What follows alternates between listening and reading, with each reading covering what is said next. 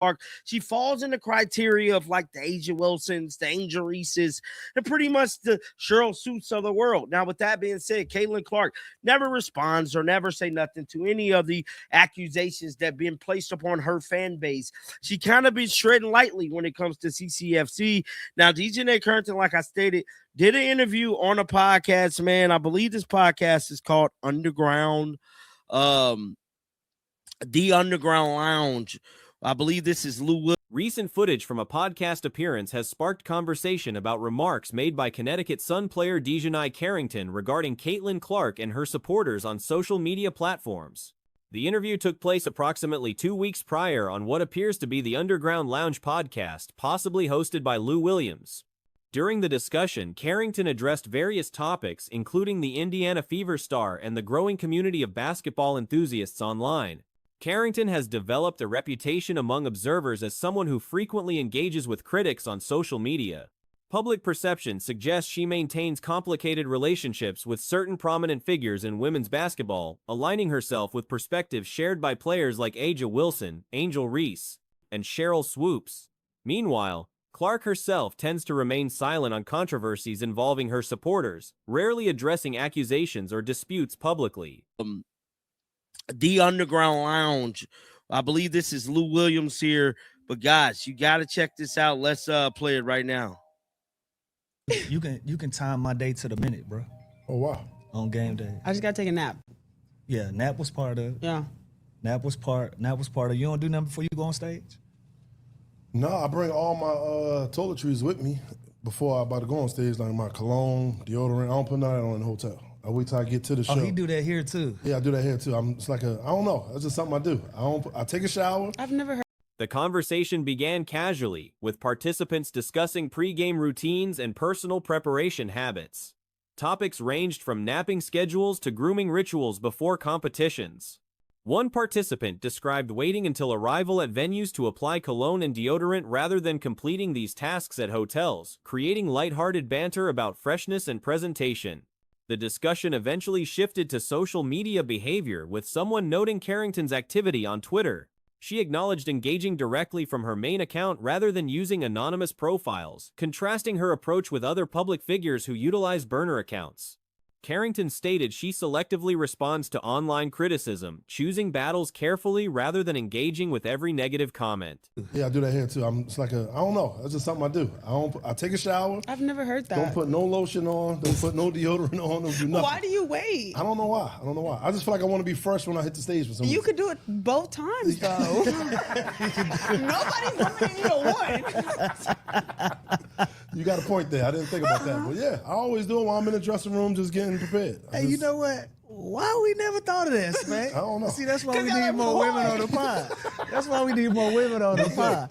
Not ones that my nigga think, you know what? I can put some lotion on. I'll be all right. When asked about trolling behavior, Carrington admitted to occasionally responding when situations escalate beyond reasonable bounds. The conversation then moved to her experiences during the previous season, which apparently involved significant online attention. The topic of new basketball fans emerged as a central point of discussion. Carrington appeared to carefully choose her words when referencing a particular segment of the audience, clearly alluding to Clark's supporters without explicitly naming them initially. The hosts inquired whether this influx of attention helped or harmed the league overall. Carrington offered a nuanced response, describing the situation as having dual effects. Not ones that my nigga think, you know what? I can put some lotion on. I'll be all right. I just got to reapply. Right. Just a little freshen up before. Yeah, I go in there ashy. Right in the green room, lotioning up. Throw a little cologne on, look in the mirror, last look. Then I get ready to go on stage. Oh, my Y'all got something in common. What? Who? He's a Twitter troll. Who's a Twitter troll? Hold on, he's a Twitter troll, but you know how to respond to Twitter trolls. Right, I'm going to, not every time. She acknowledged that women's basketball historically needed stronger personalities, better marketing efforts, and increased media coverage. According to her assessment, casual observers wanted insight into players' lives beyond court performance. While acknowledging improvements in this area, she suggested the arrival of certain popular players brought unexpected consequences. Specifically, Carrington characterized some of the attention as bringing nasty energy and genuinely hateful sentiment. She described encounters that felt particularly hostile and unpleasant. When pressed about her personal experiences dealing with this negativity, she explained that harassment wasn't limited to private messages that require searching. You know how to respond to Twitter trolls. Right, I'm going to not every time, but Nah, you you have to sometimes. I gotta tweet you You have sometimes, to. though. I'm gonna Oh tweet my! you You have a sometimes, burner? No, I'm working page. No burner for me. This is all me. Shout out to KD though, but I go for my page. You know what I'm saying? He buried his once he got He's called. He said responding to shit. trolls now. Yeah, on his once page. he got Yes. called, he said, "We're gonna have this conversation then." I like it.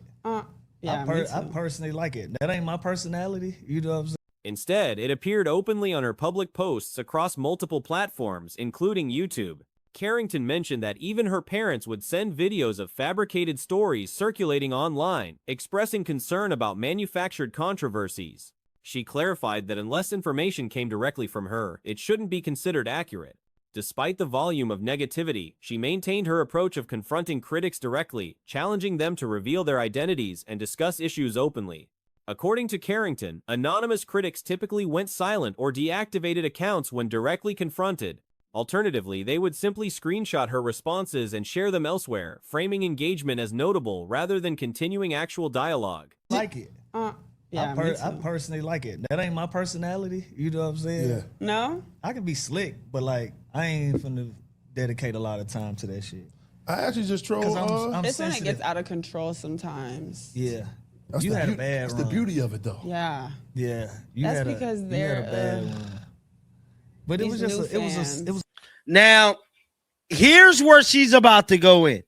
I mean, she's about to go on a whole rant. Did y'all hear her slip up with these new fans? Just go ahead and say it. Caitlin Clark fans. She about This observation about faceless accounts carries validity across social media generally. Numerous users on Twitter and similar platforms operate without profile pictures or identifying information while posting aggressive content. The disconnect between anonymous criticism and accountability represents a broader issue with online discourse. When challenged to stand behind statements publicly, many retreat rather than engage substantively.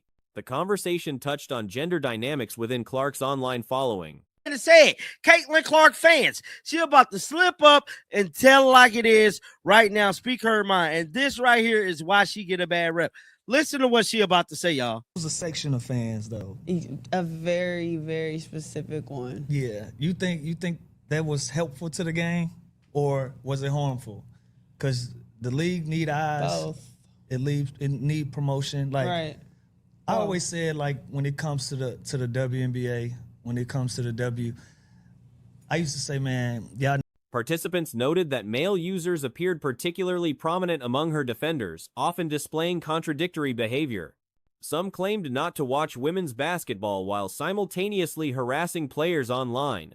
This inconsistency highlighted questions about motivations behind certain criticism. Someone pointed out the irony of non-viewers knowing enough about specific players to target them with harassment. The discussion briefly touched on championship history before concluding the relevant segment. And y'all need personalities. Y'all need more marketing, more media. And I was like the guys, people care about what y'all doing off the court.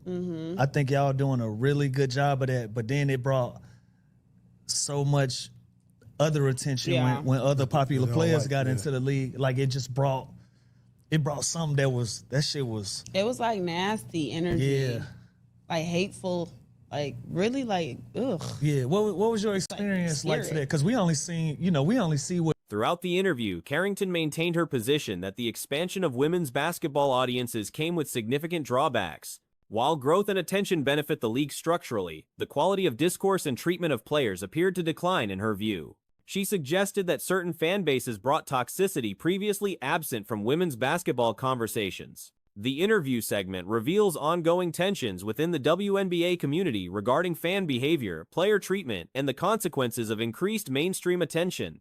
Carrington's willingness to address these issues directly contrasts with Clark's silence on similar topics, representing different approaches to handling public scrutiny. And I thought late on in that game that Lexi Hall did a very, very good job on the defensive end. Like, she only had 7 points, but that's fine if Azrae's giving you 19 and Chelsea is giving you 35. Defensively, look, there's nowhere to hide in this. Everyone's going to get burned. Like, I don't really think it makes that much of a difference if someone gets burned. She was the primary defender on Marina Mabry, who went 8 for 25 in the field and 1 of 12 from 3, which is a mental number to look at. Her comments reflect broader debates about whether negative aspects of expanded coverage outweigh benefits. Some argue that any attention helps the league grow, regardless of tone, while others maintain that hostile environments damage player well-being and league culture. These competing perspectives will likely continue as women's basketball reaches larger audiences. The discussion also highlights challenges facing professional athletes in managing social media presence. Balancing engagement with self-protection requires constant negotiation, particularly for players in leagues seeking mainstream recognition. From 3, which is a mental number to look at. Shot 1 of 5 from 3 herself, which isn't ideal, but she got 2 big steals, dove on a couple of loose balls, and that's all you really want to see from Lexi Hull. You want to see a level of effort that that's almost unmatched at the W level. Like, you have to that's what you kind of have to see if you're a Fever fan. That's what you want to see. And that's what you want to see if you're the Fever, by the way.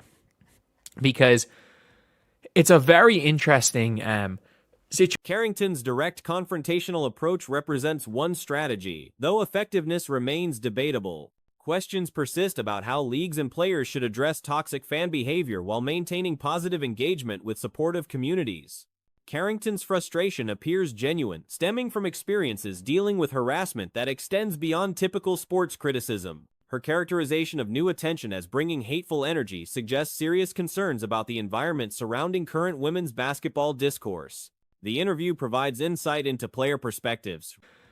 It's a very interesting situation because Lexi is a restricted free agent. She's not reserved, which means other teams can offer her money. It is going to be a scary thing, though, because I do think there's going to be teams. We don't know what way things are. Like, with the way the max contract is, no one's going to give her a max, obviously. However, I do think, you might see, let's just say a max is 1.3 mil. You might see a team offer, 800K.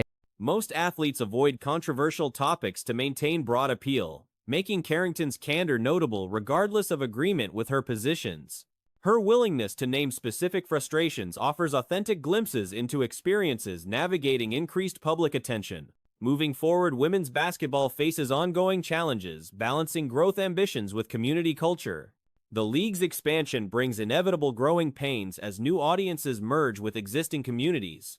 How players, teams, and the league itself address these tensions will shape the sport's trajectory in coming years. Team offer 800K to Lexi, and I think the Fever have to match it. If someone offers Lexi a max, I think it's a really tough thing to match, because you're not going to be able to keep. You're not going to be able to fix that power forward spot. You're just not. You're going to have to pray that Sophie Cunningham can play the 4, or that you're able to draft a power forward, which, I'm going to be real, there's not going to be any good ones. Marta Suarez is not the answer. Yarden Garzone is not the answer. Little Paige Bugs is not the answer. Anna Stolke. The footage circulating online demonstrates that conflicts between different fan base segments remain unresolved. Whether through direct confrontation like Carrington's approach or Clark's strategic silence, players continue navigating complicated terrain where basketball discussion intersects with broader cultural debates. The conversation captured in this interview will likely fuel further discussion about appropriate fan conduct and player-audience relationships in professional women's basketball. Lexi Hull delivered a solid performance in her recent unrivaled game, showcasing exactly the qualities that define her playing style. While not spectacular statistically, Hull demonstrated the consistent characteristics that have become her trademark. Little Paige Bugs is not the answer. Anna Stolke in the second round is probably not the answer. But if we're being honest, she did exactly what you want to see. She's not going to be this exceptional offensive player. As far as offensive creation, there's next to zero offensive creation from Lexi Hull, and we all kind of know that. We all know what to expect in that regard from Lexi. But it is that level of effort that you don't see anywhere else. that nobody else is going to. Her game reflects a predictable pattern, average offensive production combined with relentless hustle and inconsistent shooting that occasionally catches fire at crucial moments. Hull earned a starting position for Rose BC, taking the court alongside Shakira Austin, while Aja Wilson came off the bench. Her 7-point output might appear modest, but becomes acceptable when teammates Azure Douglas contributes 19 points and Chelsea Gray delivers 35. Defensively, Hull's impact proved more significant than the stat sheet suggested. In this particular matchup, Hull drew the assignment of guarding Marina Mabrey, who finished with a rough shooting night, 8 of 25 from the field and a particularly concerning 1 of 12 from beyond the arc. Nobody else is going to dive on loose balls like Lexi. Nobody else is going to run and be a genuine nuisance on the defensive end like Lexi. I think I've always said this where I'm she's significantly more that of a pest than she is a lockdown defender, and that's fine. There's different types of defense. Shot rim protectors versus lockdown defenders are two completely different things. Post interior defenders versus rim protectors are two very. While Hull's own 3-point shooting wasn't stellar at 1 of 5, she compensated with 2 critical steals and multiple hustle plays diving for loose balls. This encapsulates Hull's essential contribution, an effort level rarely matched throughout professional basketball. Hull's upcoming contract situation adds intrigue to discussions about her future. As a restricted free agent rather than a reserve player, other franchises can extend offers that Indiana must consider matching. This creates potential complications for the Fever's roster construction. Your defenders versus rim protectors are two very different things. For example, someone that could be a really good post defender is big, strong, good at guarding back to the basket post players. A rim protector can be a good help side rim protector.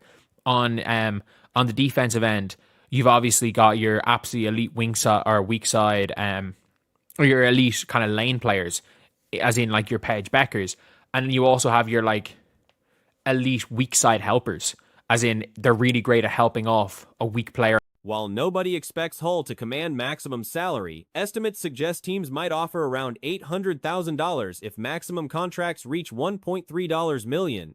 Indiana would likely feel compelled to match such offers. However, a genuine maximum contract offer would force difficult decisions. Accepting such a deal would severely limit Indiana's flexibility to address their power forward weakness through free agency. The organization would need to rely on alternatives like Sophie Cunningham shifting positions or finding solutions through the draft. Though prospects like Marta Suarez, Harden Garzone, Lil Paige Buchers, or second-round option Anna Soli don't appear to be definitive answers. Helping off a weak player on the other side and are good at getting weak side blocks as far as guards are concerned, like a Caitlin Clark. And then, again, your stoppers like a Raven Johnson or a Jackie Young. But with Lexi Hull, she's different because she is the best at what she does. She is the best.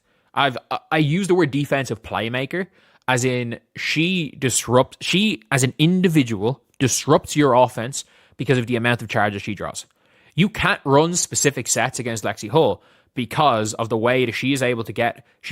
Hull's recent performance exemplified her expected contributions. Offensive creation remains minimal to non-existent, and everyone understands this limitation. What sets Hull apart is her unmatched motor, the willingness to sacrifice her body for loose balls, her constant movement, creating defensive disruption, and her relentless pursuit of opposing ball handlers. Hull's defensive style differs from traditional lockdown defenders. Rather than being a shutdown artist, she operates as a pest who makes offensive execution uncomfortable.